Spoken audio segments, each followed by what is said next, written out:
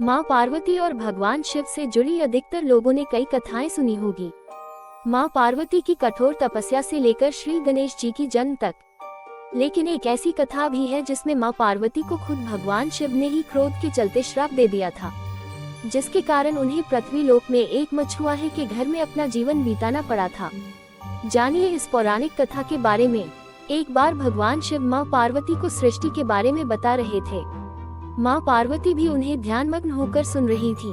माँ पार्वती सृष्टि के रहस्यों को सुनते समय कहीं खो सी गई थी।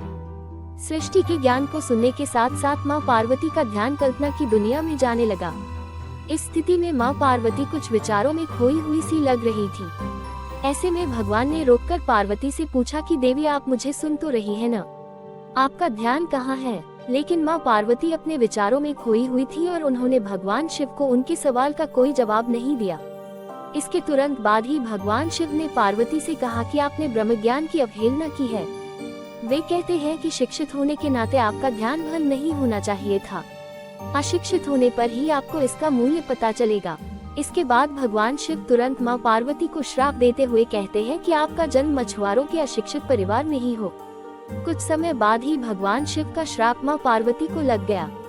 दरअसल किसी कारणवश माँ पार्वती को मछुआरों के गांव में जाना पड़ा।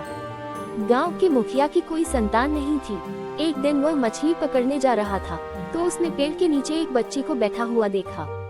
इसके बाद मुखिया ने माँ पार्वती के माता पिता को बहुत ढूंढा।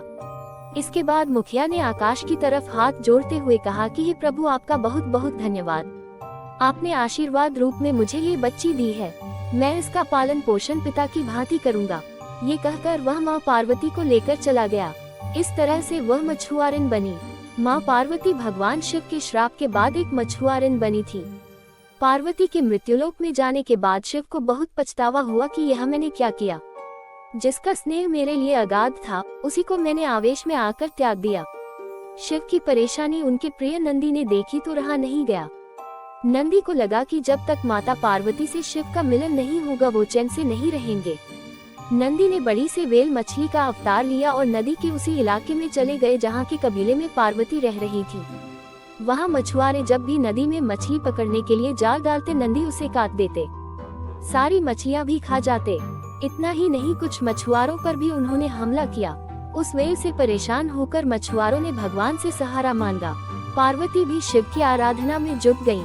पार्वती की तपस्या से भगवान शिव प्रकट हुए और उनकी सारी व्यथा सुनी। व्यथा सुनने के बाद शिवजी ने मछुआरे का भेष लिया और पार्वती के पिता, जो कि उस कबीले के मुखिया भी थे, के पास पहुँचे। उन्होंने कहा कि वह उस वेल मछली से कबीले को छुटकारा दिलाएंगे। मुखिया ने वचन दिया कि अगर वह ऐसा कर देते हैं तो वह पार्वती का ब्याह उनके साथ कर देंगे।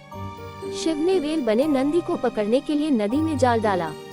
नंदी ने सोचा जिस मकसद से वह वेल बना था वह तो लगभग पूरा हुआ। उसने आत्मसमर्पण कर दिया। इस तरह मछुआरों ने राहत की सांस ली।